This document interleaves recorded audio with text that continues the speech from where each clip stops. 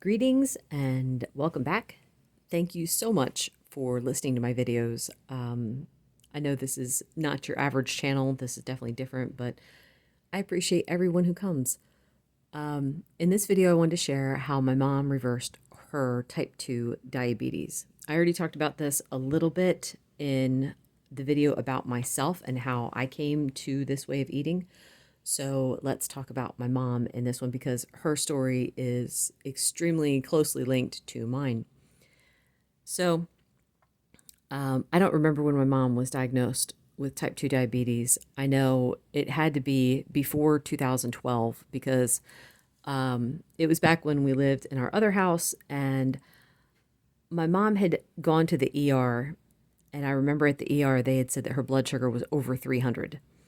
Now, whenever you're having a physical problem, your blood sugar will go up some, but over 300 was concerning. And I remember a few days after that trip to the ER, mom came over to visit and I asked her, I said, well, what's your blood sugar like? And she's like, oh, they said it was fine. Now I think, well, of course, there's no way she knew at that point how serious diabetes was. I didn't know very much about it. I just knew that it could be problematic. But in 2013, she had another health issue, and maybe we'll talk about that later. But I asked her to come and live with us at that point. So knowing that she was type 2 diabetic, I didn't know enough about it at that point. I had had gestational diabetes, and I knew that carbs were bad, that carbs could shoot up your blood sugar, but I didn't know enough. I didn't know what insulin did. I didn't know hardly anything about it.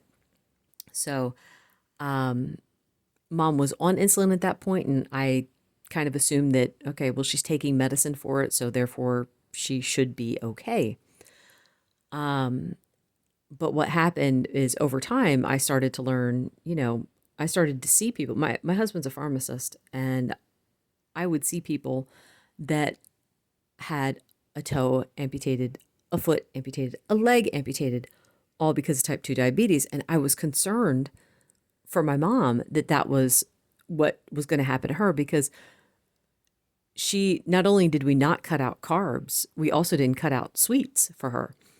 And I say we, it's not like that was her choice. She was the one who was deciding what she was going to eat. But it didn't help that I'm making treats. And I mean, what was she supposed to do? That's a hard thing for anyone who's got a sweet tooth, is to know that treats are being made and you can't have any. So, that would have been torture for her not to have anything. But anyway, in with her other health condition, yeah, I'm just gonna say what it is. She's got cirrhosis. She has end stage cirrhosis, so her liver is pretty severely damaged. There's multiple reasons that could happen, and that's not something we'll talk about at this point. But anyway, because her liver's so damaged, it makes it hard for her to process, any toxins in her system. But not only that, they have her on water pills to try to flush the water out of her system because her liver, being in the state that it's in, will make her retain water. So we would try to, when she first moved in, we had her on a low to no salt diet, but every once in a while she would have something and that would just make her feel like garbage. So like anytime we ordered out or ate out, we could pretty much count on her not feeling good for a couple days after that. So in July of 2019, when she came to me and asked me to help her get her salt under control, we had been, me and my daughters help out at a local community fair. And so I don't cook a whole lot that week. So mom was ordering out, and the foods that she had were, of course, high in salt, but they were also deep fried and very carby. So, but we didn't make that link back then. For her, in her mind and mine, it was just, she felt awful because of the high salt foods that she had been eating. So she said, okay, I need your help getting this under control. And I said, well, I will help you get your blood sugar under control too, which she did not want to do at first because she knew that it would mean giving up some of her favorite foods. And I understood that. At that point, I wasn't willing to give up anything either. I still loved my chocolate. I loved pasta, rice, bread, all the things. So, and I mean, I'm naming off things I had in meals. I mean, I love cinnamon buns. I was always baking. I love to bake. So, okay, um, I went on the American Diabetic Association website, and their recommendation was 45 to 60 carbs per meal. That wasn't including snacks, and I was surprised by that because I knew, based on when I had gestational diabetes, that carbs raise the blood sugar. But I thought I'm not going to argue with the American Diabetic Association. They must know what they're talking about. So we did do we tried whole grains, the whole grain carbs, and her blood sugar did not come down at all. And granted, she was only checking it once a day, and it was always over 200.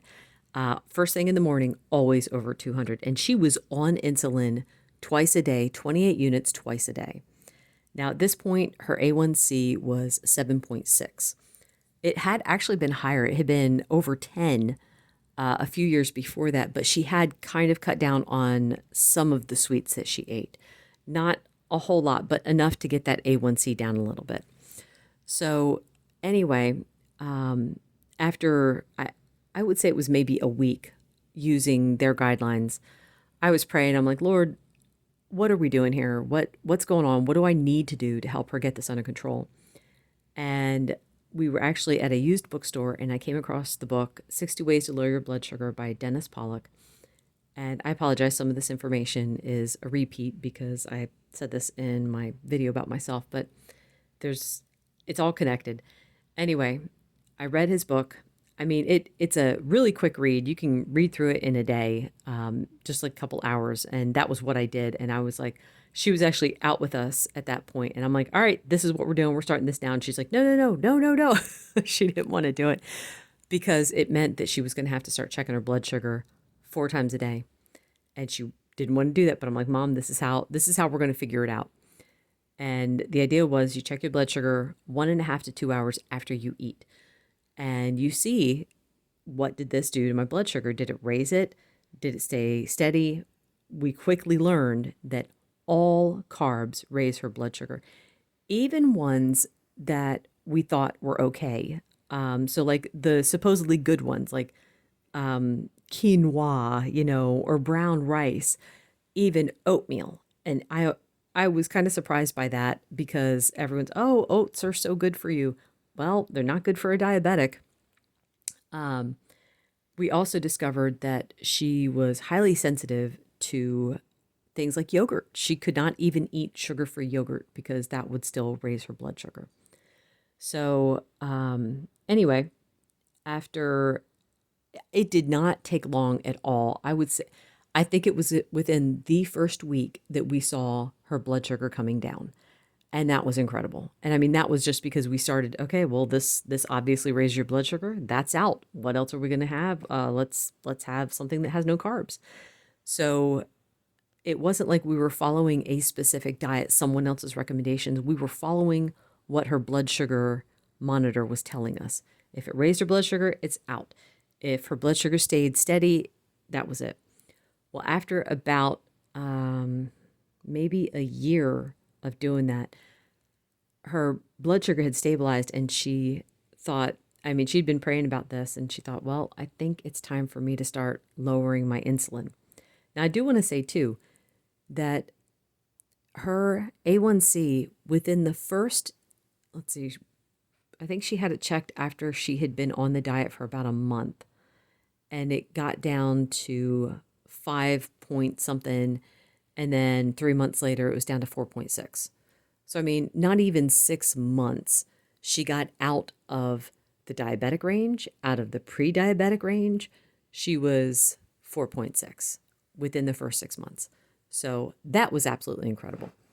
So what she started doing was she started dialing down the insulin, just incrementally, very slow. It took her a full year to completely get off of it because at the end there, she wanted to hang on to it because she felt like, well, if I have insulin, that means I can have a treat every once in a while, like a sugar treat, because we were completely off treats. I would try every once in a while to make something, but well, I'll tell you in a second what the issue was there. But anyway, she was able to completely get off the insulin and her A1C stayed normal. It stayed down in the fours, which was absolutely great.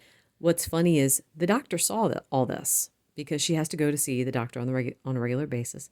The doctor saw all this and never said anything about it up until recently, but then there was no, how did you get off of insulin? How did you do this? No questions asked. I'm like, it's pretty bizarre to me that the doctor doesn't want to know why you're not taking your insulin and why your A1C is perfect.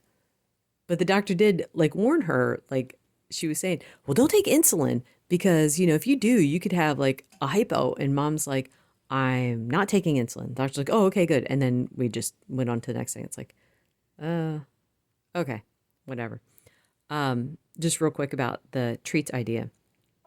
Now, I know that there's all these different sweeteners out there that you can use to make diabetic treats that diabetics won't have a problem with. But it was always very funny to me because I'm the cook in the house and most sweeteners give me problems. At that point, there was no sweetener that didn't give me issues. So if I made a treat, either she could have it or I could have it, we couldn't share it. So, because I could still have a little bit of sugar, just a little bit.